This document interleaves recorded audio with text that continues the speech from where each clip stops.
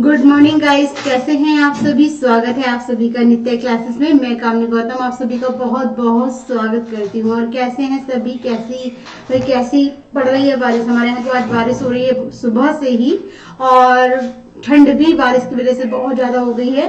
सुबह के टाइम थोड़े छोटे छोटे से ओले भी देखे आज हमने। तो देखिए, चलिए इस ठंड का आनंद लेते लेते साथ ही साथ सुपर कैट की प्रिपरेशन अब यहाँ पर स्टार्ट कर रहे हैं। तो देखिए, आज की क्लास में तो अभी सीडीपी में आपको एमसीक्यूज मिलेगा और हिंदी में आपको क्या है, कंटेंट मिलने वाला है। यानी कि कल से इसमें भी आपको कंटेंट मिलेगा। आज हम बाहर हैं तो उस वजह से आपको एमसीक्यूज ही कराया जाएगा आज की क्लास में, ठीक है।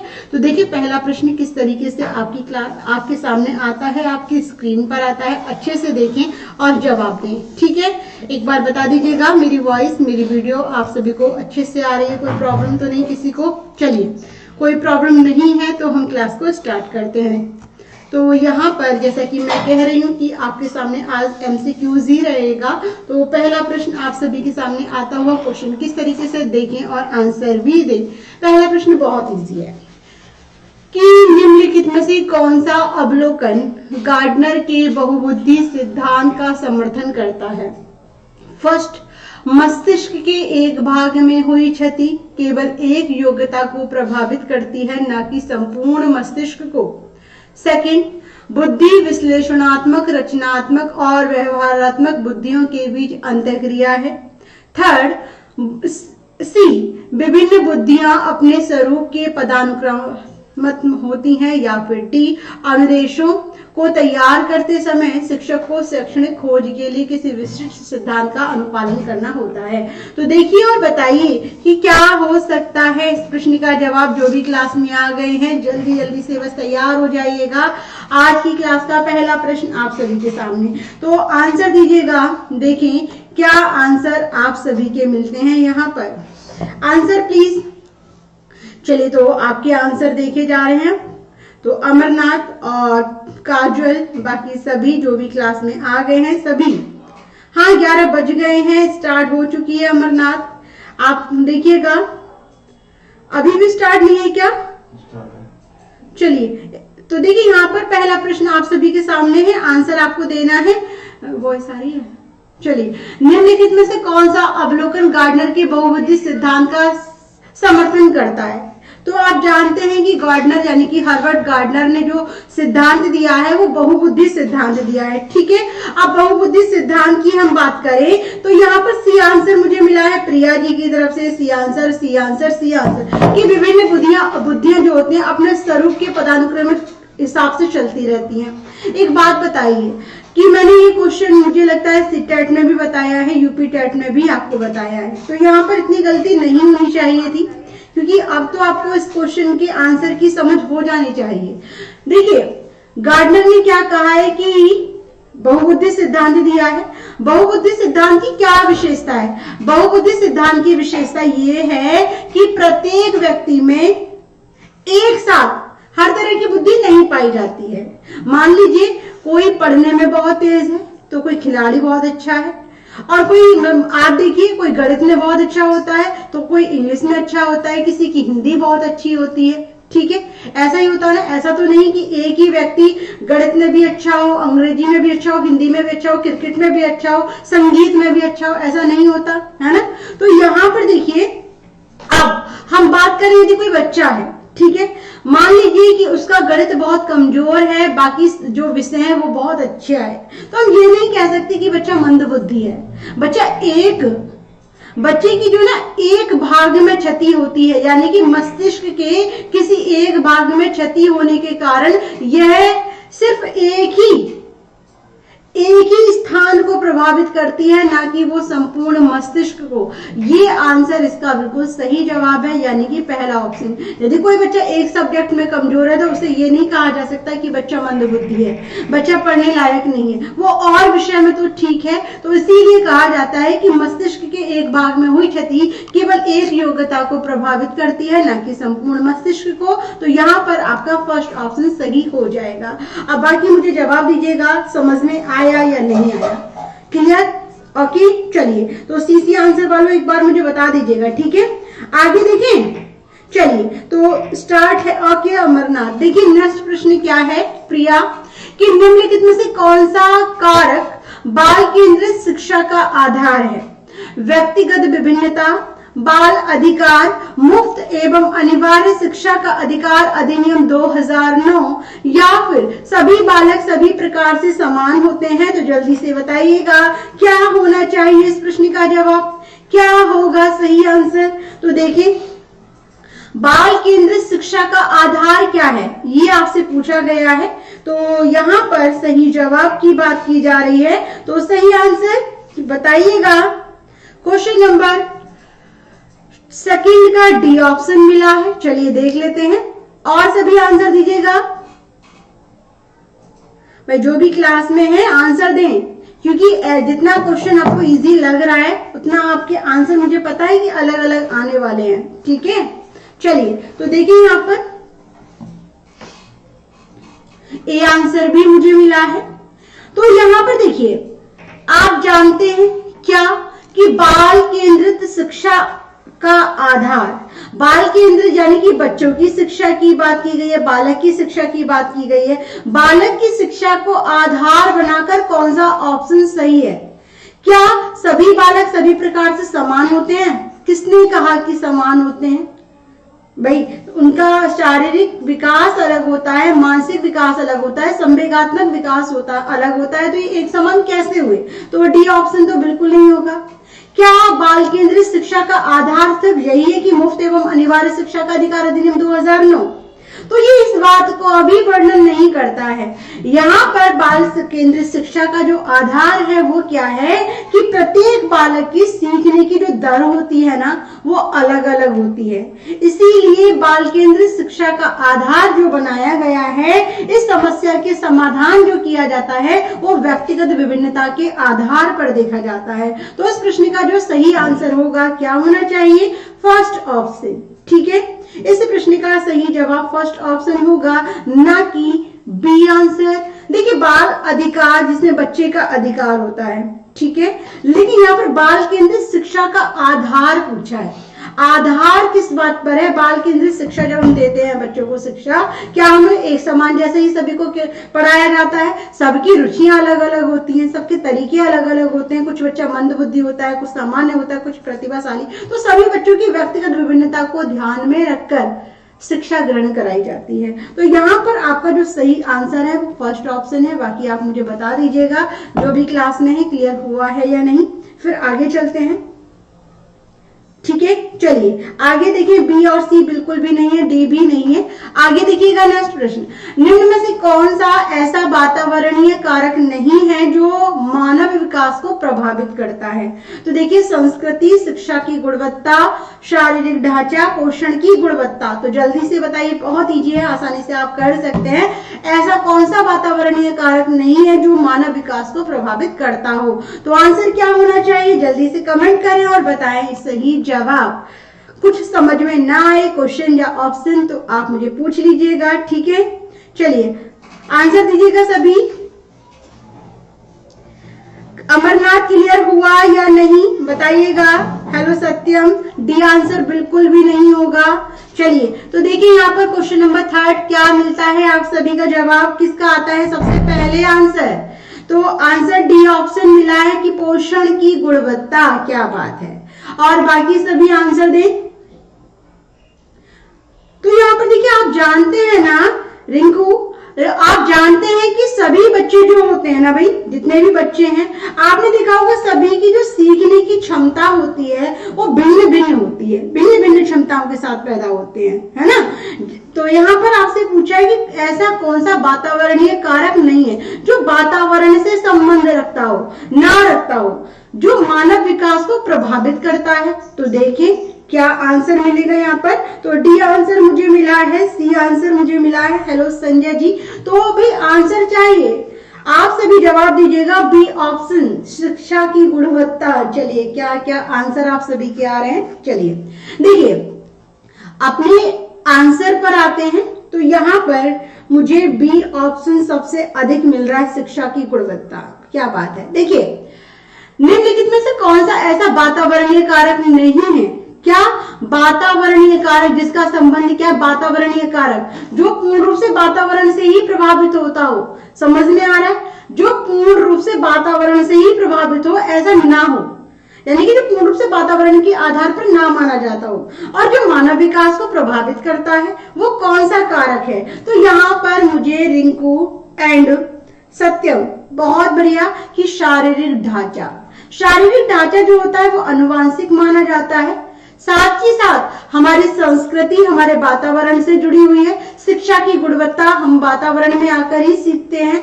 पोषण की गुणवत्ता ये भी हमारे वातावरण, जैसे वातावरण में हम रहते हैं वैसा ही अपना खाद्य पदार्थ जो भी हमारा पोषण होता है उसको ग्रहण करते हैं। तो यहाँ पर आपका जो सही जवाब होगा वो सी ऑप्शन होगा। समझ में आया? बता दीजिएगा एक बार। भाई क्लियर हुआ? चलिए आगे। तो आगे देखिए, हाँ बिल्कुल सी ही होगा संजय, सत्यम। चलिए आगे देखिएगा नेक्स्ट प्रश्न, क्वेश्चन नंबर 4। डैश स्तर पर बालक अपनी वास्तविक योग्यताओं को पहचानना शुरू कर देता है और उनकी तुलना दूसरों के कौशल से भी करने लगता है। कौन सी? तो विद्यालय से पूर्व, प्राथमिक विद्यालय, माध्यमिक विद्यालय या फिर मध्य वयस्क अवस्था। तो जल्दी से बताइए क्या होना चाहिए इस प्रश्न का जवाब। देखिए स्टार्टिंग में आपको क्या है, रिक्त स्थान दिया गया है यहाँ पर। तो यहाँ पर आपको फिल करना है कि कौन से स्तर पर बालक अपनी वास्तविक योग्यताओं को पहचानना शुरू कर देता है और उनकी तुलना दूसरों के कौशल से भी करने लगता है। तो देखिए और बताएं,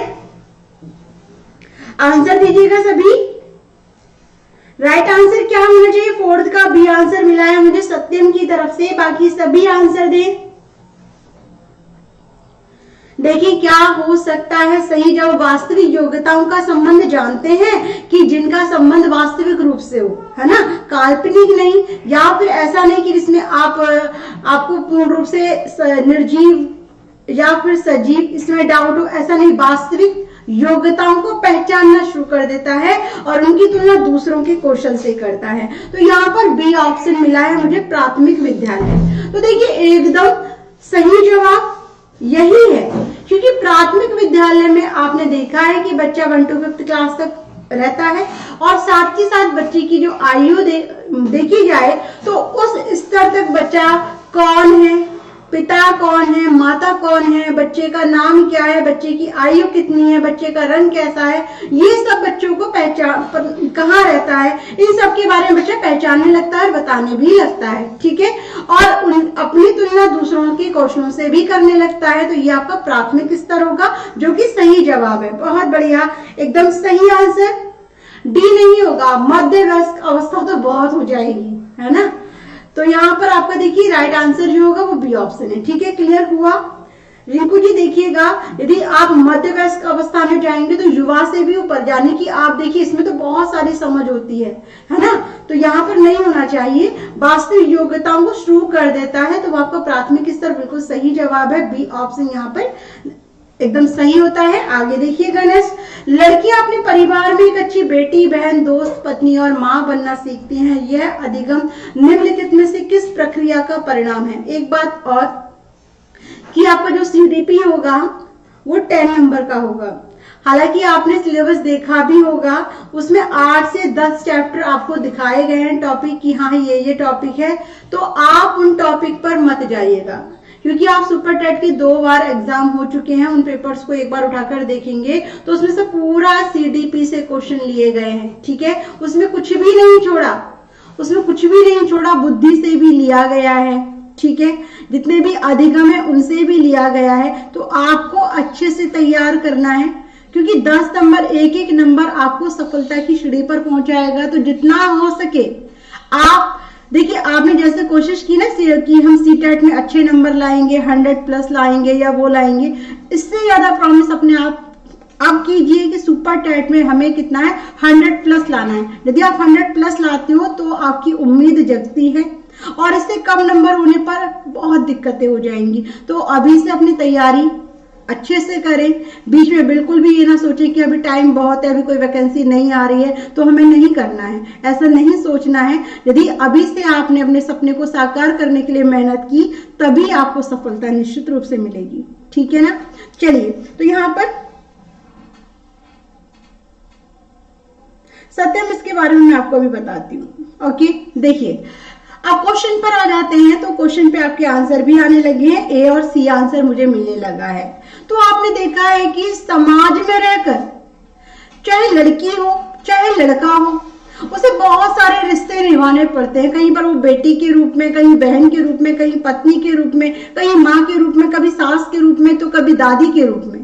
तो ये जो प्रक्रिया चलती आ रही है वो अधिगम के आधार पर देखा जाए तो उस प्रक्रिया का परिणाम क्या होता है, इसे परिवर्तन नहीं कह सकते, इसे सामाजिकरण कह सकते हैं। क्योंकि इसका संबंध हम समाज में रहकर रिश्तों को निभाते हैं। समाज में हम एक रिश्ता, यानी कि बेटी के रूप में लड़की जन्म लेती है और बेटी के बाद वो अन्य रिश्तों में क्या है, बंध जाती है। तो ये समाज के आधार पे देखा जाता है। तो राइट आंसर सी ऑप्शन होना चाहिए। जिन्होंने भी सी आंसर लगाया है बिल्कुल सही है। ठीक है, आगे देखिएगा नेक्स्ट प्रश्न क्या है कि वाइगोत्स्की के अनुसार बच्चे अपने साथी समूह के सक्रिय सदस्य कब होते हैं?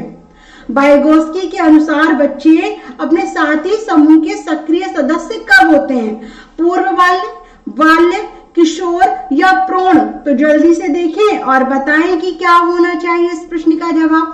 क्वेश्चन नंबर आपके सामने है 6 और 6 का जवाब जल्दी से दीजिएगा। ठीक है, तो आंसर मिलना चाहिए आप सभी का। तो देखिए क्या आंसर आप सभी का मिलता है 36 का। यहां पर मिला है मुझे सी ऑप्शन की किशोर अवस्था। बाकी सभी आंसर दीजिएगा। तो यहाँ पर सी आंसर आने लगा है जो कि सक्रिय सदस्य। तो बिल्कुल सही आंसर, एकदम सही जवाब। चलिए बहुत बढ़िया, पूर्व बाल्य नहीं होगा, बाल्य अवस्था, प्रौढ़ अवस्था नहीं, सी आंसर एकदम से।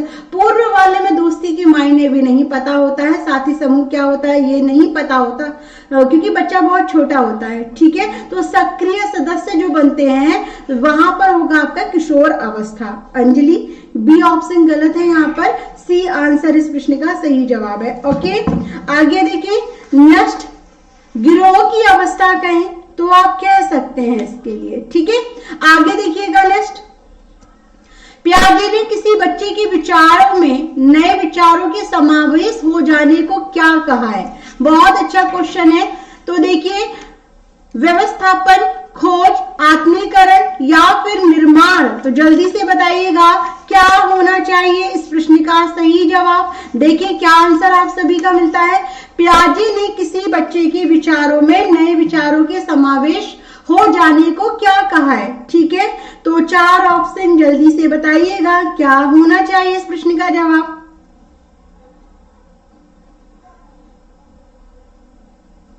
चलिए अंजलि जी आंसर दीजिए, कोई बात नहीं कभी कभी हो जाता है। तो देखिए यहाँ पर 7th का सी आंसर मुझे मिला है, सी सी सी सी सी। बाकी सभी जो भी क्लास में आते जा रहे हैं प्लीज कोशिश करें, गलत बोलो लेकिन बोलो, कोई डांट नहीं लगाई जाएगी कि हाँ आपने गलत क्यों दे दिया, ना नंबर कटने वाले हैं। बस आप यहाँ पर क्या है, आपको अपने अंदर विश्वास होगा कि हाँ मुझे आता है। ठीक है, तो देखिए यहाँ पर आत्मसातीकरण या समावेशन, तो यहाँ पर मुझे सी ऑप्शन मुझे मिला है, जो कि देखिए प्याजे ने किसी बच्चे के विचारों में नए विचारों के समावेश हो जाने को क्या कहा है। तो यदि कोई ऐसा नहीं कि उसने परिवर्तन लाने को, उन्हीं में नए विचारों को समावेश हो जाने का नाम होता है आत्मीकरण, यानी कि आपका सी ऑप्शन। परिवर्तन नहीं कहा है, उन्हीं में नए विचारों को ऐड किया है, जो बच्चे के अंदर विचार है उसमें नए विचारों को और ऐड किया है, तो उस समावेश को क्या कहा जाता है, आत्मीकरण, यानी कि सी ऑप्शन यहाँ पर सही है। और यदि परिवर्तन की बात की जाती है तो आपका ये आत्मीकरण नहीं होगा। ठीक है, तो देखिए आगे फिर वो किस में चेंज हो जाएगा, समायोजन में। चलिए आगे देखिए, एक अध्यापक विद्यार्थियों को अलग अलग प्रकार के कार्य प्रदान करता है, वह विश्वास करता है कि विद्यार्थी एक जैसा कार्य दिया जाना पसंद नहीं करते हैं। सेकंड, इससे विद्यार्थियों में प्रतिस्पर्धा की भावना उत्पन्न होती है। थर्ड, विद्यार्थियों में व्यक्तिगत विभिन्नता होती है। या फोर्थ, विद्यार्थी एक दूसरे के कार्य की नकल नहीं कर सकते। तो बताइए क्या होगा इस प्रश्न का जवाब, क्या हो सकता है सही आंसर, जल्दी जल्दी से बताएं।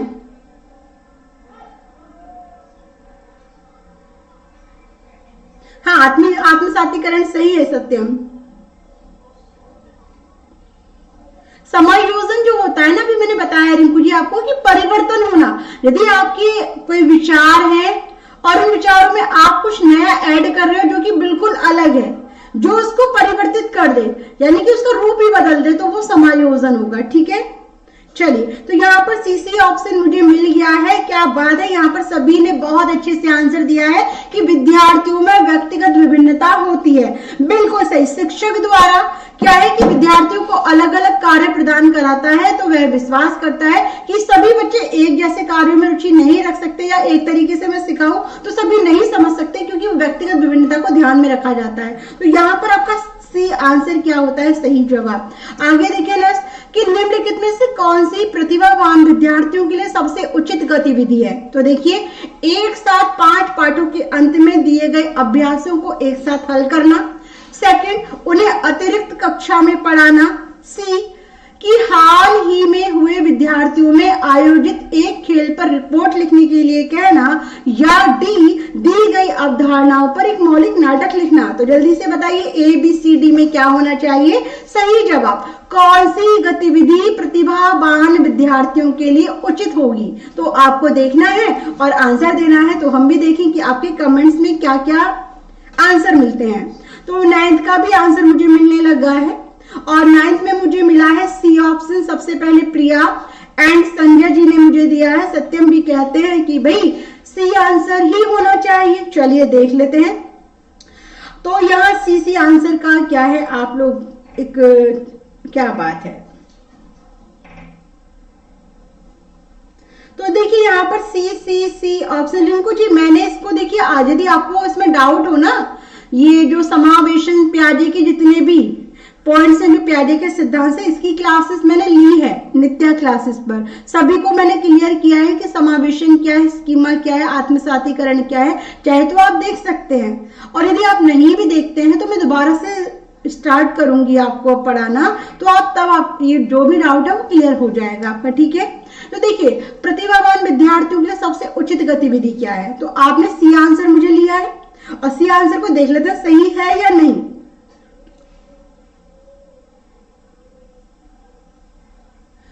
अब यहाँ पर देखिए प्रिया, काजल, अंजलि और बाकी सभी, प्रतीक्षा, सभी ने मुझे दिया है सी ऑप्शन। अमरनाथ भी कहते हैं सी।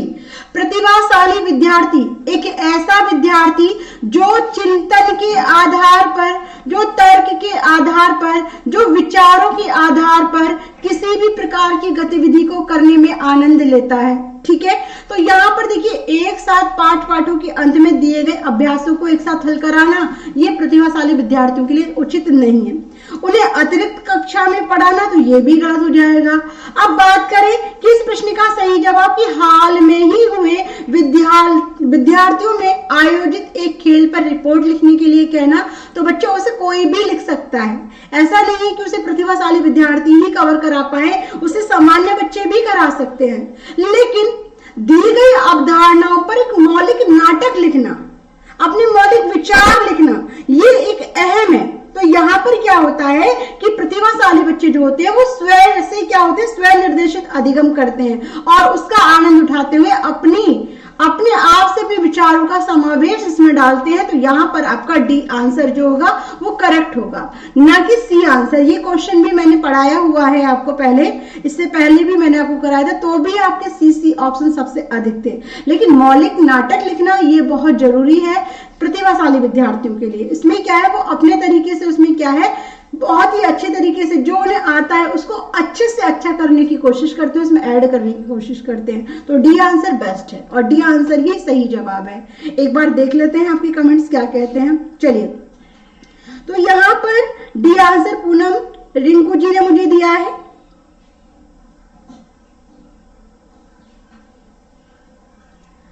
सत्यम, मैंने कहा ना कि मैं आपको अभी बताती हूँ, देखिए कि बाकी क्लासेस चलेंगी या नहीं। तो आपको यहाँ मैथ की, देखिए मैं अभी चलिए बता देती हूँ कि मैथ की क्लास मिलेगी आपको, ईबीएस की क्लास मिलेगी आपको, करंट की क्लास मिलेगी आपको। ठीक है, उसके अलावा जो आपके शिक्षण कौशल है, ठीक है, शैक्षिक तकनीकी है या फिर हिंदी है, और हिंदी सीडीपी इनको मैं कवर कराऊंगी। तो देखिए अभी फिलहाल जो आपकी क्लास चल रही है वो मैथ की चलेगी, करंट की चलेगी, और मेरी जो अपनी क्लास है अभी फिलहाल मैं आपको सीडीपी और हिंदी कराऊंगी। ठीक है, इसके अलावा भी कोई भी मैं कुछ नहीं कह सकती। चलिए, तो यहाँ पर आपका डी ऑप्शन सही होता है, एक बार मुझे बता दीजिएगा क्लियर है या नहीं।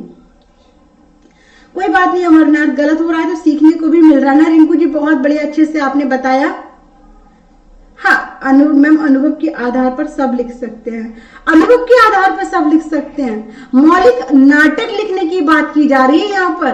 और प्रतिभाशाली बच्चे जो होते हैं ना, इसमें बहुत परफेक्ट होते हैं। यदि आप हर बच्चे से कैसे उम्मीद लगा सकते हैं, आप हर बच्चा इस तरह की एक्टिविटी नहीं कर सकता। समझ में आया? तो यहाँ पे डी ऑप्शन ही बेस्ट है, और बाकी जिसको डाउट लगे वो दोबारा मुझसे पूछे। ठीक है, चलिए आगे देखिए।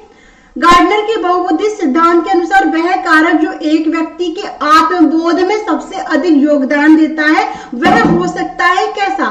संगीत में, आध्यात्मिक, भाषाई या अंतः व्यक्तित्व। तो जल्दी से बताइएगा क्या होना चाहिए? आत्मबोध से संबंध है, आत्मबोध की बात की जा रही है, तो राइट आंसर क्या होगा? जानते हैं क्या होता है इसमें? आत्मबोध चलिए पहले आप बताओ फिर मैं आपको बताती हूँ। आंसर दीजिएगा।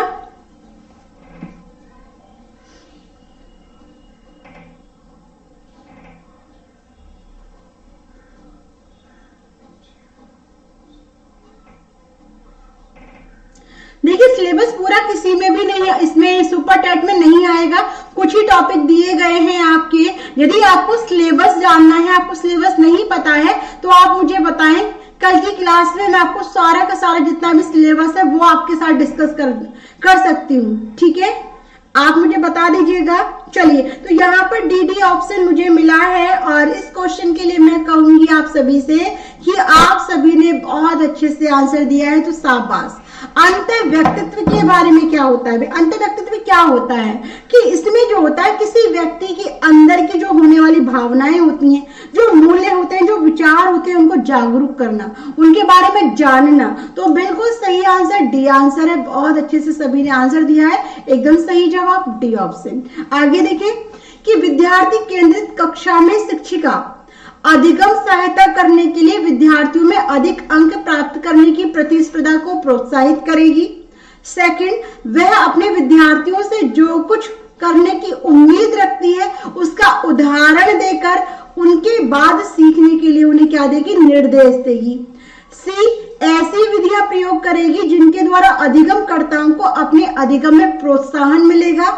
तो यहाँ पर देखिए आगे महत्वपूर्ण तथ्यों की व्याख्या करने के लिए व्याख्यान विधि का प्रयोग करेगी, और उसके बाद उनके ध्यान का परीक्षण करेगी। तो क्या हो सकता है सही जवाब? विद्यार्थी केंद्रित कक्षा में एक शिक्षिका क्या काम करेंगी, तो ये आपको बताना है। तो बहुत इजी, आसानी से आप अपना आंसर निकाल सकते हैं। तो जल्दी जल्दी से दीजिएगा जवाब। देखिए क्या आंसर मुझे मिलता है।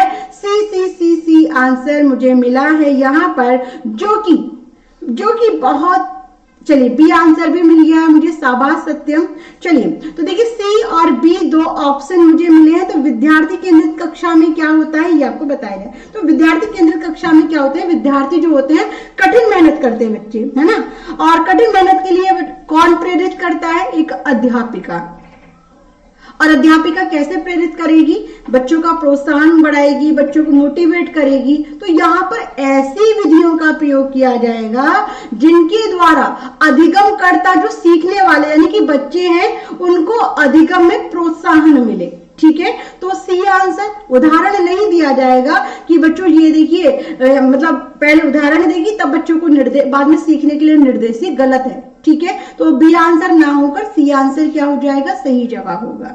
और बहुत बढ़िया जिन्होंने भी दिया है सी ऑप्शन। चलिए आगे देखें, तो नेक्स्ट प्रश्न आप सभी के सामने क्या है देखिएगा।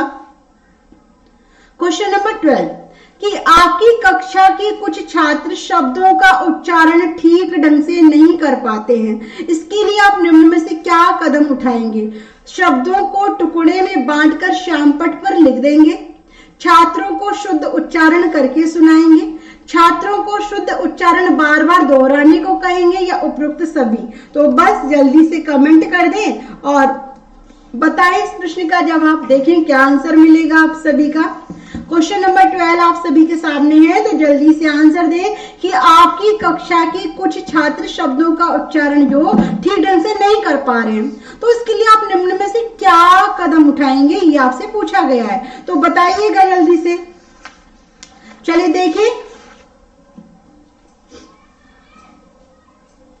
तो यहां पर मुझे मिला है आपका आंसर डी। शब्दों के टुकड़ों में बांटकर श्यामपट्ट पर लिख देंगे। बिल्कुल, जैसे कि मान लीजिए हमने या तो ऐसे लिखे या हम इस तरीके हलंत का भी प्रयोग कर सकते हैं। ठीक है, तो यहाँ पर शब्दों को टुकड़ों में बांटकर श्यामपट्ट पर लिखेंगे। शब्दों को शुद्ध उच्चारण कर सुनाएंगे, ये भी बिल्कुल सही है। शब्दों को शुद्ध उच्चारण करके बार बार दोहराने को भी कहेंगे, तो ये भी ठीक है। तो यहाँ पर डी आंसर क्या होता है, सही जवाब। जिन्होंने भी दिया है डी ऑप्शन एकदम सही है। आगे देखिए नेक्स्ट कि कक्ष में दृश्य श्रव्य सामग्री के संदर्भ में निम्नलिखित में से कौन सा कथन असत्य है। ठीक है, तो ये इन सामग्रियों को कक्षीय शिक्षण के स्थान पर प्रयोग किया जा सकता है। ये सामग्रियां मंद बुद्धि छात्रों के अधिगम को सुलभ बनाती हैं या फिर इन सामग्रियों के प्रयोग से शिक्षण कार्य सरल हो जाता है। तो आंसर दीजिए क्या होना चाहिए इस प्रश्न का जवाब। देखें, चलिए तो देखिए यहाँ पर क्वेश्चन नंबर 13 क्या हो सकता है, इसका जवाब आंसर दीजिएगा।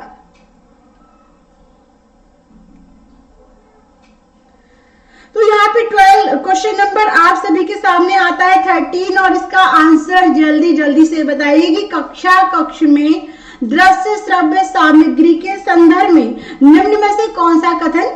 चलिए डी आंसर मुझे मिला है, बी आंसर मुझे मिला है, डी आंसर मुझे मिला है। आप ना कभी कभी इतनी जल्दबाजी करते हो कि क्वेश्चन को ढंग से पढ़ना भूल जाते हो, है ना। अमरनाथ क्वेश्चन को दोबारा पढ़ो। चलिए, तो यहां पर देखिए बी ऑप्शन भी मिला है मुझे और डी आंसर भी मिला है। तो देखिए ये सामग्री छात्रों की रुचियों को उत्तेजित करती है, बिल्कुल सही बात है। ठीक है, इन सामग्रियों को कक्षीय शिक्षण के स्थान पर प्रयोग किया जा सकता है।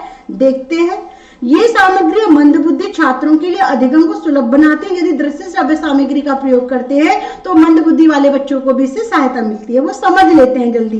इस सामग्री के प्रयोग से शिक्षण कार्य सरल हो जाता है, ये भी सही है। लेकिन गलत कौन सा है कि इन सामग्रियों को कक्षीय शिक्षण के स्थान पे, तो ये गलत हो जाएगा ना। तो यहाँ पर बस देखिए हम दृश्य श्रव्य सामग्री का उपयोग करें, बाकी और सब जो भी कक्षा शिक्षण की सामग्रियां होती हैं, अपनी पाठ्य पुस्तक होती है, पाठ्य वस्तु होती है, उनको हटा दिया जाए तो वहां दिक्कत होगी। तो आपका बी आंसर जो होगा वो असत्य है, इसीलिए आपका सही आंसर क्या है, बी ऑप्शन। और जिन्होंने भी बी आंसर दिया है वो एकदम करेक्ट है। ठीक है, क्लियर।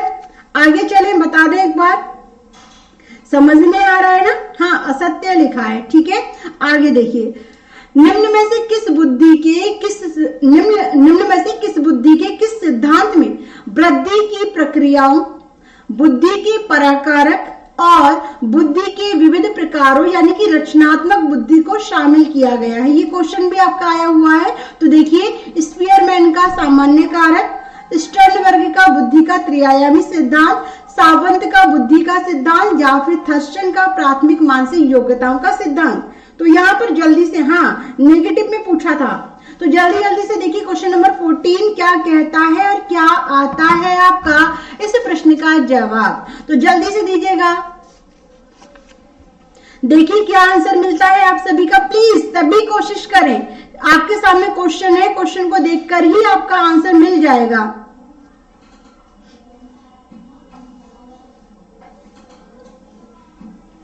चलिए, तो यहां पर देखिए, आप जानते हैं ना कि कौन सी बुद्धि ने पराकारक और रचनात्मक बुद्धि के बारे में बात की है।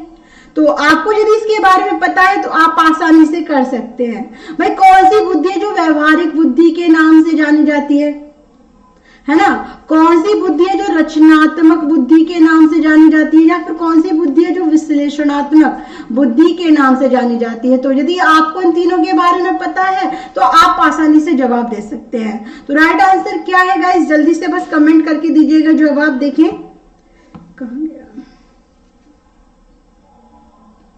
तो यहां मिला है मुझे ए आंसर। ए आंसर क्या सोच कर दिया है, कहां पर पढ़ा है कि स्पीयरमैन ने आपको रचनात्मक बुद्धि या पराबुद्धि के बारे में कुछ अपने विचार रखिए। ए ऑप्शन देने वालों बिल्कुल गलत आंसर है आपका। बात करें थर्स्टन का प्राथमिक मानसिक योग्यताओं का सिद्धांत, तो गाइस ये भी गलत है। स्टर्नबर्ग का त्रिखंड बुद्धि पढ़ा है आपने। अच्छा, त्रिआयामी से आप थोड़े से कंफ्यूज हो गए होंगे, है ना। त्रिआयामी दिया है ना यहाँ पे, तो त्रिखंड बुद्धि है, ये त्रिखंड बुद्धि है, ठीक है। त्रिखंड बुद्धि में आप देखेंगे बुद्धि के घटक बताए गए हैं, 3 प्रकार की बुद्धि बताई गई है, जिसे 3 भागों में बांटा है। एक व्यवहार के आधार पर, एक रचनात्मकता के आधार पर और एक विश्लेषणात्मक के आधार पर। तो यहाँ पर आपका 3 पार्ट जो दिए वो स्टर्नबर्ग के सिद्धांत में है, जिसका मतलब कि आपका बी ऑप्शन सही है। त्रिआयामी जो है गिलफर्ड का है और त्रिखंड जो है वो आपका स्टर्नबर्ग का है, ठीक है। समझ में आ गया, हाँ बी होगा अंजलि, ठीक है भाई, क्लियर हो रहा है। यहाँ से आपको यदि यहाँ पे मैंने ध्यान नहीं दिया कि त्रिआयामी है और स्टर्नबर्ग पूछा है, त्रि से ही मैंने सोचा कि त्रिखंड होगा, त्रिखंड बुद्धि है, ठीक है। तो यहाँ पर आपका बी ऑप्शन सही है। चले आगे, प्रिया डी नहीं होगा भाई। आपने बुद्धि के पराकारक और घटक कारकों के बारे में पढ़ा है। रचनात्मक बुद्धि किसने बताया है, स्टर्नबर्ग ने बताया है। ये 3 प्रकार की बुद्धि, 3 खंडों में इन्होंने बांटा है बुद्धि को, ठीक है। तो आगे देखिएगा, प्रतिभाशाली विद्यार्थियों के संदर्भ में संवर्धन का अर्थ क्या है। तो देखिए, प्रदान करना, सह शैक्षिक गतिविधि की संपादन की गति बढ़ाना, वर्तमान कक्षा को छोड़ते हुए विद्यार्थी को अगली कक्षा में ले जाना, या फिर मापन की प्रक्रिया को बढ़ावा देना। तो जल्दी से दीजिएगा जवाब। देखिए क्या आंसर आप सभी के मिलते हैं, आंसर दीजिएगा। संवर्धन का मतलब क्या है, यदि आपको पता है तो आपको पता चल जाएगा। प्रमोशंस, तो देखिए यहां पर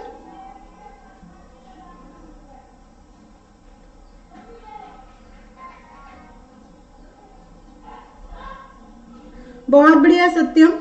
अच्छा 23 तो आपके अकॉर्डिंग कम है थोड़े, सेकंड पेपर में अच्छे आए हैं आपके 26।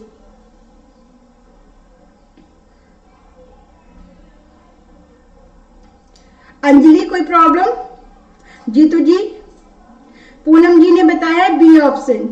देखिए, प्रतिभाशाली विद्यार्थियों के संदर्भ में संवर्धन का अर्थ क्या है, तो शैक्षिक गतिविधियों के आदान प्रदान को गति प्रदान करना, या सह शैक्षिक गतिविधि की संपादन की गति बढ़ाना, वर्तमान कक्षा को छोड़ते हुए विद्यार्थियों को अगली कक्षा में ले जाना, या मापन की प्रक्रिया को बढ़ावा देना। तो यहाँ पर मुझे बी ऑप्शन सबसे अधिक मिला है। अब देखते हैं कि सही जवाब क्या हो सकता है। चलिए, तो यहाँ देखिए डी आंसर बिल्कुल भी नहीं होगा कि मापन की प्रक्रिया को बढ़ावा देना, ठीक है। और बात करें कि शैक्षिक गतिविधियों के आदान प्रदान को गति प्रदान करना, ये भी गलत है। प्रतिभाशाली विद्यार्थी, अब प्रतिभाशाली विद्यार्थी के संदर्भ में संवर्धन का मतलब होता है उन्नत कराना, उसे कहते हैं। आपने कभी देखा है कि आपका बच्चा मान लीजिए 5 साल का है, ठीक है, और वो स्कूल जाने से पहले बहुत कुछ जानता है, उसे टेबल बहुत अच्छे से आती है, उसे कलर्स नेम, उसे बहुत कुछ जानकारी है। तो आप क्या करते हैं, तो आप करते हैं कि बेटा हम अपने बेटे को ना डायरेक्ट क्या है भाई यहाँ पर नर्सरी से लेके फर्स्ट में एडमिशन करा देते हैं, 2 क्लास बीच में बंक करा देते हैं। होता है या नहीं होता। तो यहाँ पर संवर्धन का जो अर्थ बताया है उसका तात्पर्य है कि वर्तमान कक्षा को छोड़ते हुए विद्यार्थी को अगली कक्षा में प्रोन्नत करना, अगली कक्षा में ले जाना, ठीक है। तो यहाँ पे राइट आंसर जो होगा ना वो आपका सी ऑप्शन है, ठीक है।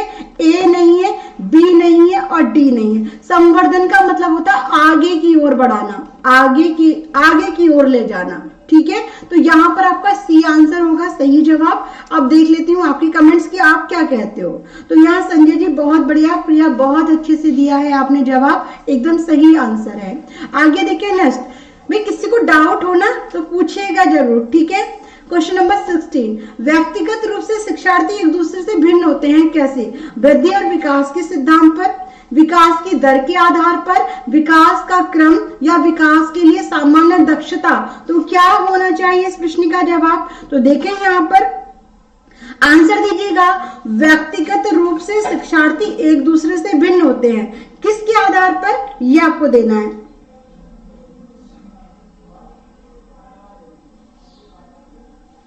आंसर दीजिए क्वेश्चन नंबर 16। तो 16 का ए ऑप्शन मिला है मुझे। बाकी भाई जल्दी जल्दी से आंसर दे, क्वेश्चन बहुत इजी है, आसानी से आप दे सकते हैं। तो जल्दी जल्दी से बताइएगा। A option, A answer, psycho, FF भाई और सभी, क्योंकि देखिए आप जानते हैं कि विकास के लिए सामान्य दक्षता क्षमता ये तो होगा नहीं, विकास का क्रम ये भी नहीं होगा। अब बात करते हैं कि दो ऑप्शन आपके सामने है और इनमें से आपको निकालना है। तो ए ऑप्शन आपने दिया है कि वृद्धि और विकास के सिद्धांत पर, कि कुछ बच्चों की जो वृद्धि होती है, ग्रोथ होती है, वो अधिक हो जाती है। कुछ बच्चों का जो आईक्यू लेवल होता है वो सभी का, यानी कि शारीरिक और मानसिक रूप से बच्चे अलग अलग पाए जाते हैं, है ना। तो चलिए, तो यहाँ पर ए आंसर मुझे मिला है सबसे अधिक और सबसे सही जवाब। तो यहाँ पर आपका सही आंसर बिल्कुल 16 का ए ऑप्शन भी होगा। कहीं कहीं पर आपको विकास की दर भी मिलेगा, लेकिन सही आंसर जो होता है, जो है आपका, क्योंकि बच्चे जो होते हैं शारीरिक और मानसिक रूप से भिन्न माने जाते हैं, इसीलिए आपका ए ऑप्शन बेस्ट है और सही जवाब है। ठीक है, आगे देखिएगा। वाइगोस्की द्वारा प्रतिपादित बालक की निजी वार्तालाप का अवधारणा। देखिए क्वेश्चन मुझे लगता है सीटेट में भी पूछा गया था कि वाइगोस्की द्वारा प्रतिपादित बालक की निजी वार्तालाप की अवधारणा क्या प्रदर्शित करती है? कि प्रदर्शित करती है कि बालक आत्म केंद्रित होता है। सेकंड, दिखाती है कि बच्चे मूर्ख होते हैं और इसीलिए उन्हें वयस्कों की मार्गदर्शन की सहायता लेनी पड़ती है। थर्ड, दिखाती है कि बच्चे स्वयं से प्यार करते हैं। या डी, प्रदर्शित करती है कि बच्चे अपने खुद की कार्यों को निर्देशित करने के लिए भाषा का प्रयोग करते हैं। तो क्या होगा इस प्रश्न का जवाब? जल्दी से दीजिएगा सही आंसर। देखिए क्या आंसर आप सभी का मिलता है। निजी वार्तालाप की अवधारणा क्या प्रदर्शित करती है, ये आपको बताना है। तो यहाँ पर डी ऑप्शन मुझे मिला है। बाकी सभी निजी वार्तालाप जो होता है एक प्रकार की वार्तालाप ही तो है। ठीक है, तो यहाँ पर मुझे 17 का ए आंसर, 17 का डी आंसर मुझे मिला है, जिसमें देखा जाए तो आपका बी ऑप्शन गलत है और सी आंसर बिल्कुल गलत है। अब आपको दो में देखना है कि प्रदर्शित करते कि बालक आत्म केंद्रित होता है। चलिए, तो यहाँ पर डी ऑप्शन जिन्होंने भी मुझे बताया है बिल्कुल सही है, क्योंकि इसमें क्या होता है कि बालक स्वयं को निर्देश देने का, अपने आप को स्वयं को निर्देशित करते हैं। कहा देखिए, ऐसा नहीं है कि आप हर एक भाषा का प्रयोग, मान लीजिए जो भाषा आपकी घर की है उसी भाषा का प्रयोग आप विद्यालय में नहीं करते, वहां पे आके आपकी जो लैंग्वेज है वो चेंज हो जाती है। तो प्रदर्शित करती है कि बच्चे अपने खुद के कार्यों को निर्देशित करने के लिए भाषा का प्रयोग करते हैं, यानी कि डी आंसर बिल्कुल सही जवाब है। और निजी वार्तालाप का प्रयोग जो है 2 से 7 वर्ष की आयु के बीच किया जाता है, ये भी याद रखिएगा। ठीक है, 2 से 7 वर्ष की आयु। चलिए, तो आगे देखें, नेक्स्ट प्रश्न की तरफ बढ़े। बताइएगा, डी ऑप्शन बिल्कुल सही है, काजल ए नहीं होगा। चलिए, तो आगे देखिए, कॉलबर्ग के सिद्धांत की मुख्य आलोचना क्या है? तो कॉलबर्ग ने बिना अनुभव के आधार पर एक सिद्धांत का प्रतिपादन किया। सेकंड, कॉलबर्ग ने प्रतिपादित किया कि नैतिक तर्क विकासात्मक होता है। थर्ड, कि कॉलबर्ग ने पुरुषों और महिलाओं की नैतिक तर्क में सांस्कृतिक विभिन्नताओं को ध्यान में नहीं रखा। या फोर्थ, कॉलबर्ग ने नैतिक विकास की स्पष्ट अवस्थाओं का वर्णन नहीं किया है। तो इसका मुख्य आलोचना कौन सी है, ये आपको बताना है। क्वेश्चन नंबर 18 आप सभी के सामने, तो दीजिएगा जवाब। देखिए क्या आंसर आप सभी का मिलता है। हेलो शशांक, तो डी आंसर मिला है शशांक, बहुत बढ़िया आंसर आपका। और बाकी जिन्होंने भी डी ऑप्शन दिया, क्वेश्चन नंबर 17 का बिल्कुल सही है। क्वेश्चन नंबर 18 आप सभी के सामने, और आपको आलोचना बतानी है कॉलवर्गी के सिद्धांत की, तो दीजिएगा जवाब। देखिए, जो कॉलवर्गी का सिद्धांत रहा है उसमें क्या है, लिंग के प्रति असमानता, यानी कि पुल्लिंग और स्त्रीलिंग के बीच में भेदभाव रखा है। ठीक है, तो यहाँ पर आपका आंसर क्या होना चाहिए, सी आंसर मुझे मिला है। 18 का बी आंसर मिला है अमरनाथ की तरफ से। भाई आलोचना पूछा है, ना कि कॉलवर्ग ने प्रतिपादित किया कि नैतिक व जो तर्क होते हैं विकासात्मक होते हैं, सही है। बात की जाए कि मुख्य आलोचना इसमें कहा था, कॉलवर्ग ने बहुत सारे तथ्य दिए हैं पुरुष और महिलाओं को लेकर, कि पुरुष जो होते हैं वो कारीगर या युद्ध के लिए होते हैं, महिलाएं घर की सेवा करने के लिए होती हैं, बहुत सारे तथ्य उन्होंने दिए। तो कॉलवर्ग ने पुरुषों और महिलाओं के बीच नैतिक तर्क में सांस्कृतिक विभिन्नताओं को ध्यान में नहीं रखा, इसीलिए आपका सी आंसर क्या होता है, सही जवाब हो जाता है। जिन्होंने भी सी आंसर दिया है बिल्कुल करेक्ट है। चलिए आगे देखिए नेक्स्ट। तो देखिए, अधिगम में पिछड़े बालक प्राय क्या दिखाते हैं, अधिगम में पिछड़े तो संप्रत्यात्मक असमानताएं, बोधात्मक या आदत संबंधी या शारीरिक, तो इजी है, आसानी से आप बता सकते हैं। तो बस जल्दी से कमेंट कीजिए और बताइए कि क्या होगा इस प्रश्न का जवाब। अधिगम में पिछड़े बालक प्राय दिखाते हैं क्या, तो कौन सी असमानताएं बच्चे अधिकतर दिखाते हैं, ये आपको बताना है। तो जल्दी जल्दी से दीजिएगा जवाब। तो यहाँ पर क्वेश्चन नंबर 19 आप सभी के सामने, तो जल्दी से कमेंट कर दीजिए और बताइए इस प्रश्न का जवाब। देखिए किनका आंसर सबसे पहले मुझे मिलता है। चलिए, बी आंसर मिल गया है मुझे, बोधात्मक, और बाकी B B B B B answer दीजिएगा सभी। तो आप जानते हैं यहाँ पर कि शारीरिक और आदत संबंधी जो अक्षम वो है, मतलब यहाँ पे असमानताएं बिल्कुल नहीं होगी।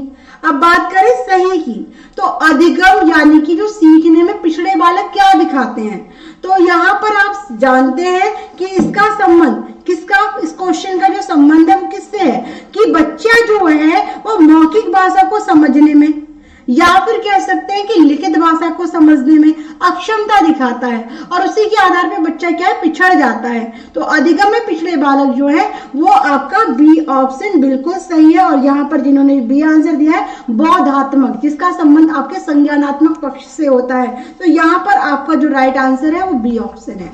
चलिए आगे देखिए नेक्स्ट। निम्न में से कौन सा सिद्धांत छात्रों के व्यवहार को वांछित स्वरूप तथा दिशा प्रदान करने में शिक्षकों की सहायता करता है। क्वेश्चन बहुत अच्छा है। तो देखिए, अंतर्दृष्टि सिद्धांत, प्रयास एवं त्रुटि का सिद्धांत, अनुकरण का सिद्धांत, या फिर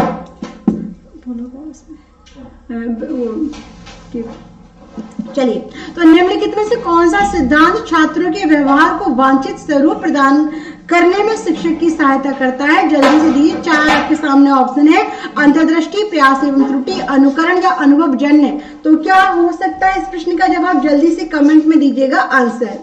तो देखिए यहाँ पर भाई क्वेश्चन नंबर 20 का क्या आंसर आप सभी का मिलता है, जल्दी से बताइए कि छात्रों के व्यवहार को वांछित स्वरूप तथा दिशा प्रदान करने में शिक्षक की सहायता करता है क्या, तो आंसर दीजिएगा।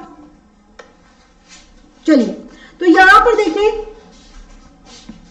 20 का सी आंसर मुझे मिला है, बाकी और सभी जवाब दीजिए। भाई प्रिया जी ने कहा है कि सी, बी आंसर भी मुझे मिला है, और सभी आंसर दें प्लीज।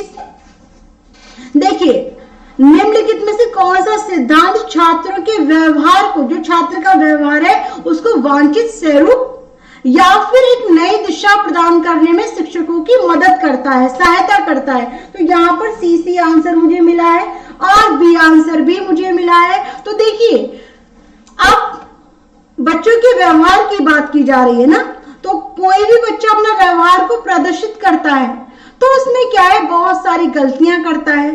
बच्चों की उस गलतियों में बच्चे के स्वयं के अनुभव होते हैं, और और जब बच्चे को पता चलता है कि इसमें जो भी उसने कार्य किया इसमें त्रुटियां हैं, तो उन त्रुटियों को सुधारने के लिए वो दोबारा से कोशिश करता है। छात्रों के व्यवहार को वांछित स्वरूप तथा दिशा प्रदान करने के लिए शिक्षकों की सहायता करता है क्या? तो यहाँ पर जिन्होंने भी दिया है मुझे बी आंसर, वो एकदम सही जवाब है कि प्रयास एवं त्रुटि का सिद्धांत। अनुकरण का सिद्धांत नहीं, अनुकरण में क्या है भाई कि बच्चा देखकर सुनकर सीख सकता है अपनी गलती, लेकिन यहाँ पर बच्चा स्वयं प्रयास करे और गलती भी बच्चा करे उसमें क्या है फिर दोबारा कोशिश करे, अभ्यास करे, तो वहां पर बच्चे में क्या है सुधार होगा, उसके व्यवहार में परिवर्तन होगा। तो आपका सही आंसर बी ऑप्शन है, ना कि सी। आप मुझे बताइए किसी को भाई सी ऑप्शन डालो।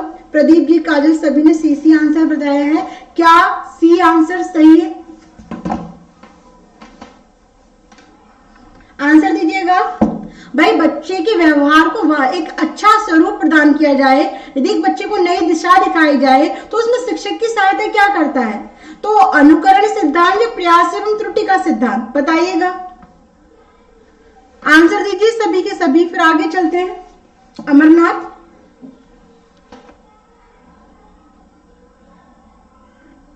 चलिए तो देखिए यहाँ पर यदि किसी को डाउट लगे तो आपका पूरा हक है कि आप पूछे मेरे से, ठीक है। और यदि आपको लग रहा है कि हाँ सही है, समझ में आ गया, तो फिर कोई बात नहीं है। क्वेश्चन नंबर 21, अधिगम को किस सिद्धांत के आधार पर बालक में भय, प्रेम एवं घृणा के भाव आसानी से उत्पन्न किए जा सकते हैं? तो अनुभवजन्य अधिगम सिद्धांत, अंतर्दृष्टि सिद्धांत, शास्त्रीय अनुबंधन का सिद्धांत या फिर प्रयास एवं त्रुटि का सिद्धांत? तो देखिए और बताइए क्या होना चाहिए इस प्रश्न का जवाब। अधिगम की किस सिद्धांत के आधार पर बालक में भय, प्रेम एवं घृणा के भाव आसानी से उत्पन्न किए जा सकते हैं, ये आपसे पूछा गया है। तो क्या होगा इस प्रश्न का जवाब? बस यही आपको देना है आंसर, तो बताइएगा जल्दी से। काजल, चलिए मैं दोबारा बताती हूँ, ठीक है। बहुत अच्छा लगा। यदि आपको नहीं समझ में आया है तो पूछना बहुत जरूरी है। पहले इस क्वेश्चन को कर लेते हैं, फिर दोबारा से इस क्वेश्चन पे आते हैं, ठीक है। चलिए तो यहाँ पर देखिए बी आंसर मिला है मुझे, बाकी सभी आंसर दीजिए।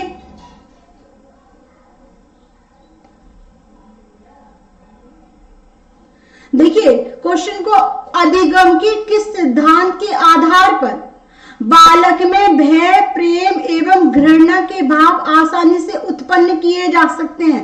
अंतर्दृष्टि का सिद्धांत आपने पढ़ा है, सूझ का सिद्धांत होता है, बच्चा जो भी कार्य करता है वो अचानक से करता है। तो जो भी बी ऑप्शन दे रहे हैं एक बार सोच समझ लें कि बच्चे में यदि आप भय को खत्म करेंगे, प्रेम को खत्म करेंगे तो वो अचानक से ही होगा, ठीक है। बच्चा, मान लीजिए बच्चे को अंधेरे में जबरदस्ती भेज दिया, अब बच्चा रोएगा, कुछ देर बाद उसे फील होगा कि हाँ भाई यहाँ पर कोई भूत नहीं होता, तो अंतर्दृष्टि का सिद्धांत क्यों होगा इसमें, ये बताओ मुझे। अंतर्दृष्टि का सिद्धांत नहीं होगा, ठीक है, बी ऑप्शन नहीं होगा। अब बात करें अनुभवजन्य अधिगम का सिद्धांत, तो देखिए यहाँ पर पहले इस क्वेश्चन को क्लियर कर ले कि अधिगम के किन सिद्धांत के आधार पर एक बालक में भय, प्रेम एवं घृणा के भाव आसानी से उत्पन्न किए जा सकते हैं। तो इस क्वेश्चन को आप अपने सिद्धांतों से जोड़ेंगे तो आपको आपका आंसर बहुत अच्छे से मिलेगा। तो अब यहाँ पर बी आंसर को हटा दिया है तो सी वो ए आंसर आ गया है, अनुभवजन्य सिद्धांत। पहले तो ये बताओ ये सिद्धांत दिया किसने है, ठीक है। उसके अलावा इस क्वेश्चन की बात करें तो इस क्वेश्चन का सही आंसर सी ऑप्शन है, शास्त्रीय अनुबंधन का सिद्धांत। देखा कि पावलोव ने अपने कुत्ते के साथ क्या किया था कि पावलोव ने किया कि भाई जब भी वो खाना देता था उससे पहले क्या करता था, घंटी बजाता था, ठीक है। तो वो क्या है भाई, वो घंटी की आवाज का इतना आदी हो गया कि भोजन आने से पहले जब घंटी बजा दी जाती है और भोजन नहीं दिया जाता तो भी उसके मुंह से लार निकलती थी। तो भय, प्रेम एवं घृणा के भाव आसानी से उत्पन्न किए जा सकते हैं। तो किसमें, शास्त्रीय अनुबंधन के सिद्धांत में। अब देखिए यहाँ पर आपके आंसर क्या कहते हैं, एक सेकेंड।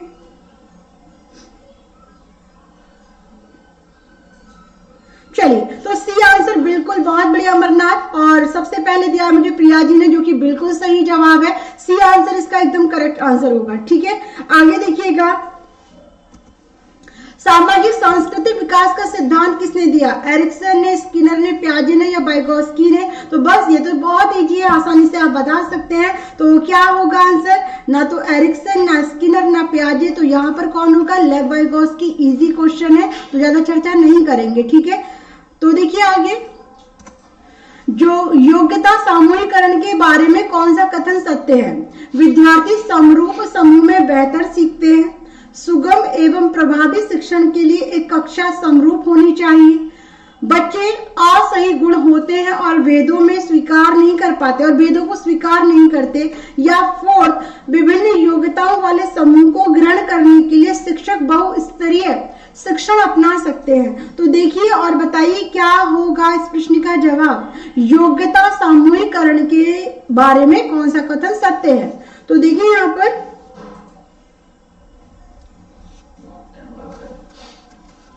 आंसर दीजिएगा सभी क्वेश्चन नंबर 23 और जल्दी से मिलना चाहिए आप सभी का जवाब।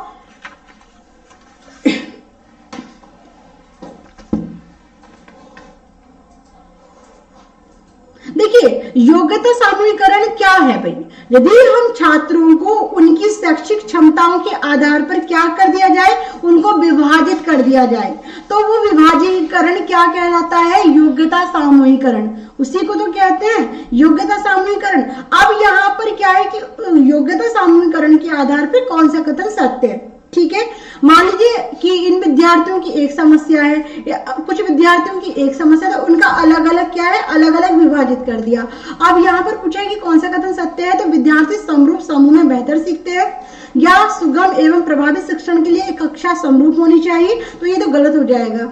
बच्चे असही गुण होते हैं और वेदों को स्वीकार नहीं कर पाते। चलिए ये भी देखते हैं। तो यहाँ पर देखिए विभिन्न योग्यताओं वाले समूह को ग्रहण करने के लिए एक शिक्षक जो है बहुस्तरीय शिक्षण कौशल को अपना सकते हैं, क्योंकि जिन जिन बच्चों की अलग अलग समस्या है उनका एक क्या है? अलग अलग ग्रोह बना ले, अलग अलग सामूहिकरण में उनको बच्चों को अलग अलग तरीके से समझाया जाए, तो ये बेस्ट है और यही कथन इसका सत्य है। तो डी आंसर यहाँ पर क्या होगा? सही जवाब होगा। चलिए आगे देखें, डी ऑप्शन बिल्कुल सही है काजल, और सभी ने बहुत बढ़िया आंसर दिया है। अमरनाथ सभी अच्छे से आंसर दे रहे हैं। चलिए, प्रतिभाशाली विद्यार्थी अभिसारी चिंतक, अपसारी, बहिर्मुखी या बहुत परिश्रमी? तो ये भी बताइएगा क्या होना चाहिए इस प्रश्न का जवाब?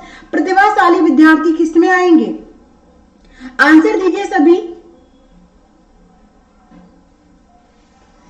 तो देखिए किसका आंसर सबसे पहले मिलता है। तो देखिए आप जानते हैं कि डी ऑप्शन तो बिल्कुल नहीं होगा।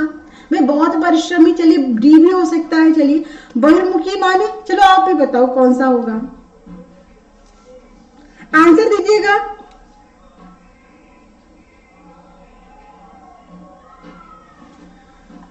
चलिए बी ऑप्शन मिला है मुझे। प्रतिभाशाली विद्यार्थी जो मानव व्यवहार के किसी भी क्षेत्र में अपना परिश्रम लहराते हैं वो बच्चे प्रतिभाशाली होते हैं, ठीक है। अब प्रतिभाशाली आएंगे किसमें? तो बहुत बढ़िया, शाबाश अंजलि, बहिर्मुखी बच्चे नहीं, इसमें आपका अपसारी चिंतन होगा, जो कि बिल्कुल सही जवाब है। बहुत बढ़िया, शाबाश एकदम, जिन्होंने भी बी ऑप्शन दिया है। चलिए आगे देखिए नेक्स्ट। तो निम्नलिखित में से कौन सा बुद्धि के मापन में प्रयोग नहीं किया जा सकता है? प्रश्न का उत्तर देने में लगने वाला समय, विद्यार्थी की अनुकूलन क्षमता, विद्यार्थी की शिक्षक का ध्यान आकर्षित करने की योग्यता, या उपयुक्त सभी। तो देखिए और बताइए कि बुद्धि के मापन में कौन सा प्रयोग में नहीं लाया जा सकता है। चार ऑप्शन देखते हैं किसका आंसर मुझे मिलता है। पहले आंसर दीजिएगा।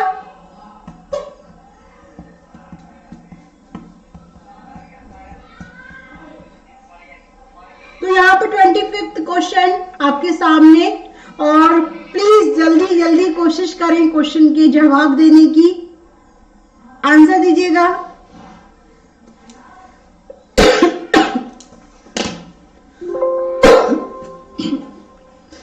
चलिए तो यहाँ पे देखिए आंसर मिलने लगे हैं मुझे। तो डी आंसर मुझे मिला है अमरनाथ जी की तरफ से सबसे पहले। चलिए आगे देखिए, और भी सभी आंसर देंगे या फिर क्वेश्चन का आंसर ही समझेंगे? बी आंसर भी मुझे मिला है। संजय जी की तरफ से सी आंसर भी मिल गया है। तो देखिए, जिसने भी क्वेश्चन को समझा वो अपना आंसर बहुत अच्छे से निकाल सकता है अंजलि, है ना। सोच विचार नहीं कर पाएगा, एक बार क्वेश्चन को अच्छे से देखेंगे तो आंसर आपका आसानी से आराम से निकलेगा। निम्नलिखित में से कौन सा बुद्धि के मापन में प्रयोग में नहीं लाया जा सकता है? तो प्रश्न का उत्तर देने में लगने वाला समय, ठीक है। बात करें प्रश्न का उत्तर देने में लगने वाला समय, जैसे कि आप लोग उत्तर दे रहे हो, किसी ने बहुत जल्दी दिया, किसी के नेट की वजह से थोड़ा स्लो आया, किसी ने सोच समझ के दिया, ठीक है। उसमें समय किसने पहले किसने लेट, ये हो गया। तो इसमें बुद्धिमापन होता है। आगे देखिए नेक्स्ट, विद्यार्थी की अनुकूलन क्षमता। विद्यार्थी किस प्रकार से कितनी जल्दी किसी चीज को सीखता है? ये भी बहुत जल्दी, कोई लेट सीखते हैं, किसी को भी अनुकूलन करने की क्षमता सबकी अलग अलग होती है ना, तो ये भी बुद्धिमापन के अंतर्गत आता है। आपने बी आंसर क्यों लगाया, नहीं पूछा है, ठीक है। अब सी आंसर पर आते हैं कि विद्यार्थी की शिक्षक का ध्यान आकर्षित करने की योग्यता।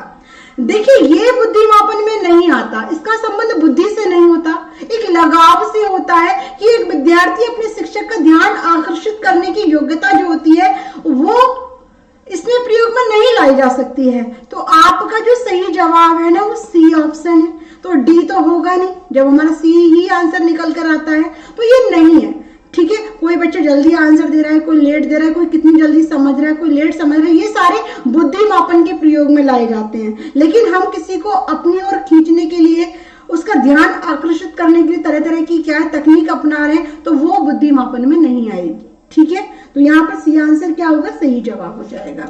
आगे चलें, देखें, एक समावेशी कक्षा में निम्न में से कौन सा सबसे कम महत्वपूर्ण होता है? तो प्रतिस्पर्धा और अंकों पर जो कम जोर देना, अधिक सहयोगात्मक और सहचार्यात्मक गतिविधियां प्रदान करना, विद्यार्थियों को अधिक विकल्प प्रदान करना, या फिर पाठ्यक्रम को पूरा करने के लिए विद्यार्थी द्वारा अधिक प्रयास कराना। तो जल्दी जल्दी से बताइएगा क्या होना चाहिए इस प्रश्न का जवाब। देखिए, क्वेश्चन नंबर 26 का क्या आंसर आप सभी का मिलता है? एक समावेशी कक्षा की बात की जा रही है और सबसे कम महत्वपूर्ण पूछा है, कभी अधिक महत्वपूर्ण निकाल के बता दो कि ये वाला होगा, तो जल्दी से बताइएगा भाई, आंसर बताएं।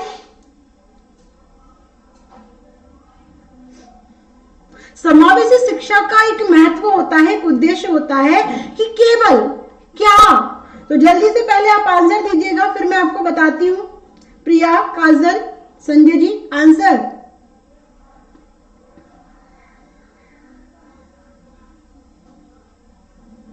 देखिए, समावेशी शिक्षा की जो एक प्रमुख विशेषता होती है, एक उद्देश्य होता है कि बच्चे का संपूर्ण विकास करना, ठीक है।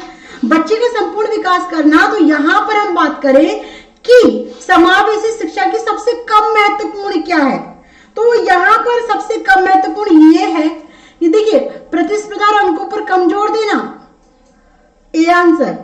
अच्छा, ए और सी आंसर मिला है, और यहां पर जो बाजी मारी है वो आज सी आंसर। चलिए, एक समावेशी कक्षा में निम्न में से कौन सा सबसे कम महत्वपूर्ण है? तो समावेशी शिक्षा में क्या है कि संपूर्ण विकास कराया जाता है, सभी बच्चों को समान शिक्षा का अधिकार दिया जाता है, लेकिन वहां पर सबसे मेन उद्देश्य ये नहीं होता कि वो पाठ्यक्रम को पूरा कराने के लिए विद्यार्थियों द्वारा अधिक प्रयास कराए जाए। ये बस कैसे भी करके हमें सिलेबस कंप्लीट कराना है, सिलेबस को कंप्लीट कराना उनका उद्देश्य नहीं होता।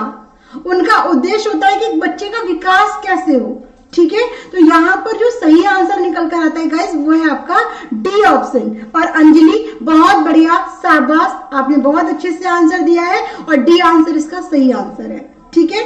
चलिए आगे देखिए, बालकों में अधिगम की प्रक्रिया को तीव्र करने हेतु उपयुक्त उपाय क्या है? तो बहुत इजी है, तो कि बालकों को अधिगम हेतु अभिप्रेरित किया जाए, स्कूल में प्रदूषण मुक्त वातावरण तैयार किया जाए, अधिगम के प्रति छात्रों का ध्यान एकाग्र किया जाए, या उपरोक्त सभी। तो आसानी से देंगे आप सभी जवाब कि अधिगम की प्रक्रिया को, हम सीखने की प्रक्रिया को तीव्र कैसे बना सकते हैं? भाई, बच्चे को अधिगम के लिए अभिप्रेरित करें, मोटिवेट करें उसको। दूसरा, स्कूल में प्रदूषण रहित यानी कि प्रदूषण मुक्त वातावरण तैयार करें तो बच्चा स्वस्थ रहेगा, स्वस्थ रहेगा तो बीमार कम पड़ेगा, बीमार कम पड़ेगा तो अच्छे से सीखेगा। अधिगम के प्रति छात्रों का ध्यान एकाग्र कराया जाए, यानी कि तीनों ऑप्शन सही है, तो यहाँ पे डी आंसर क्या होता है, सही जवाब हो जाता है। ठीक है, आगे देखें। बच्चों का मस्तिष्क एक साफ स्लेट की तरह होता है जिस पर समाज जो चाहे लिख सकता है, निम्न में से किसका है? तो स्किनर, लॉक, या फिर जीन प्याजे, या फिर जेबी वॉटसन। तो जल्दी से दीजिएगा जवाब, क्या है इस प्रश्न का सही answer? Answer please. Question number 28 आप सभी के सामने, और देखिए क्या है आप सभी के जवाब। 28 क्वेश्चन। बच्चे का मस्तिष्क एक साफ खाली स्लेट की तरह होता है जिस पर समाज जो चाहे लिख सकता है। तो यहां पर काजल जी ने कहा है सी ऑप्शन, बाकी और सभी चलिए, तो बहुत बढ़िया, शाबाश, एकदम सही जवाब, क्योंकि इस पर ज्यादा चर्चा नहीं करेंगे। ये लॉक की डेफिनेशन है, उन्होंने ही कहा है, बच्चे को खाली स्लेट माना है उन्होंने, तो यहाँ पर आपका सी आंसर बिल्कुल करेक्ट है। आगे देखिएगा नेक्स्ट। बच्चों के विकास से संबंधित निर्माण एवं खोज का सिद्धांत निम्न में से किसने दिया था? तो स्किनर, रॉबर्ट, जीन प्याजे, या फिर वाइगोत्स्की। तो देखिए और बताइए, निर्माण एवं खोज का सिद्धांत किसने दिया है, ये आपसे पूछा गया है, तो जल्दी जल्दी से आंसर मिलना चाहिए। हाँ, सी ऑप्शन सही जवाब है। क्वेश्चन नंबर 29 आप सभी के सामने, बस जल्दी से आंसर दीजिए कि बच्चों के विकास से संबंधित निर्माण एवं खोज, इजी है, आसानी से बता सकते हैं। तो क्या होगा इसका जवाब, जल्दी से कमेंट में बताइए। स्किनर साहब नहीं होंगे, वाइगोत्स्की नहीं होंगे, निर्माण एवं खोज के बारे में हमारे जीन प्याजे जी ने कहा है। अरे 29 का सी होगा, ना कि बी। रॉबर्ट ने नहीं कहा है, तो यहाँ पे जीन प्याजे इसका सही जवाब है। ठीक है, छोटे छोटे क्वेश्चन में गलतियां नहीं करनी चाहिए। आगे देखिए लास्ट। जीन प्याजे के अनुसार कितने वर्ष की आयु तक के बच्चों में संज्ञानात्मक परिपक्वता का अभाव पाया जाता है? ठीक है, 4 वर्ष, 6 वर्ष, 8 वर्ष या 12 वर्ष। तो जल्दी से आंसर दीजिए, क्या होना चाहिए इस प्रश्न का जवाब? भाई, जीन प्याजे के अनुसार कितने वर्ष की आयु तक के बच्चों में संज्ञानात्मक विकास का अभाव पाया जाता है? तो देखिए, जन्म से 2 वर्ष पहली अवस्था, 2 से 7 वर्ष दूसरी, है ना, 7 से 11 तीसरी, और फिर क्या हो जाएगी 11 से ऊपर चौथी अवस्था। तो यहाँ पर आपसे पूछी गई है कि संज्ञानात्मक परिपक्वता कब तक अभाव पाया जाता है, तो जल्दी से दीजिएगा जवाब। तो यहाँ पे 30 क्वेश्चन आपके सामने है, देखते हैं 30 का आंसर मिलता है या नहीं।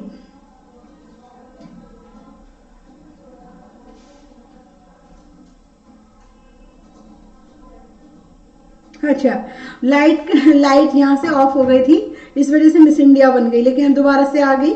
देखिए अभी कितना क्या कर रहे हो आप, अभी तो पढ़े थे हम संज्ञानात्मक विकास का सिद्धांत, तो यहाँ पर आपने 8 वर्ष क्यों लगाया? क्यों लगाया भाई? 4 वर्ष। देखिए 0 से 2 वर्ष जो होता है पूर्व किसमें आता है? इंद्रजनित कामक अवस्था में आता है, इसमें तो चलो हम बात नहीं करते। ठीक है, अब बात करें कि यहाँ पर आपका दूसरा क्या है भाई? दूसरा 6 वर्ष। भाई तीसरी जो आपकी 7 से 11 है, उसमें तो आपका बच्चा मूर्त चिंतन करने लगता है ना, देखकर तो करने लगता है। तो यहाँ पर सी ऑप्शन क्यों लगा रहे हो आप? 2 से 7 वर्ष में बच्चा क्या है, निर्जीव को सजीव समझ लेता है, सही गलत में अंतर नहीं कर पाता है। जो बच्चे को सामने दिखाई देता है, बाहर में बच्चे को अंतर नहीं हो पाता है। तो यहाँ पर आपका सही जवाब जो होगा वो है बी ऑप्शन 6 वर्ष। समझ में आ रहा है? इसीलिए मैंने तो यहाँ पर आपको बता भी दिया है कि 0 से 2, 2 से 7, 7 से 11, जिससे कि आप अच्छे से करें। लेकिन यहाँ पे सी आंसर बिल्कुल भी नहीं होना चाहिए। और ए आंसर क्यों होगा अमरनाथ? क्या कर रहे हो आप? अभाव पाया जाता है संज्ञानात्मक विकास का। तो अभाव की बात करें तो ये नहीं कि बच्चे को समझ नहीं होती है, बच्चे को समझ तो होती है, लेकिन उसमें परिपक्वता का अभाव नहीं, अभाव पाया जाता है। तो ये है बच्चे का आपका दूसरा ऑप्शन 6 वर्ष।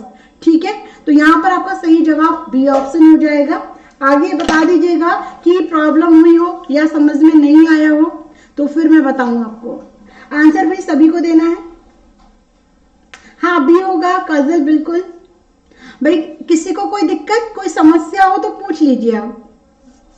तो आज की क्लास के 30 क्वेश्चन कंप्लीट हो गए हैं। अब एक अनअकैडमी की तरफ से ऐड भी होना चाहिए, क्योंकि बहुत देर से क्लास लेते लेते आप थक गए होंगे आंसर देते देते। तो देखिए crack super TET batch start हो गया है 2022 का। इसमें एक कंप्लीट बैच कोर्स आपको मिलने वाला है और ये आपका पहली तारीख यानी कि 1 फ़रवरी से ही स्टार्ट हुआ है। ठीक है, आप यदि चाहते हैं अनअकैडमी पर पढ़ना तो सब्सक्रिप्शन ले सकते हैं। ललित सर वहां पर बहुत अच्छा पढ़ाते हैं, मैथ कराते हैं वहां पर। तो आप LKR लाइव सर से मतलब सब्सक्रिप्शन ले सकते हैं। LKR लाइव सर का रेफरल कोड है और इस कोड के जरिए 10% का डिस्काउंट भी आपको मिलेगा। ठीक है, तो thank you so much guys पढ़ने के लिए और अच्छे से समझने के लिए। तो डेली क्लासेस में आइएगा, कोई भी प्रॉब्लम हो तो मेरे साथ डिस्कस करें। ठीक है, अच्छे से तैयारी रखें, अपनी तैयारी को बिल्कुल भी ब्रेक नहीं देना है कि अभी थोड़े दिन आराम करें, बिल्कुल नहीं।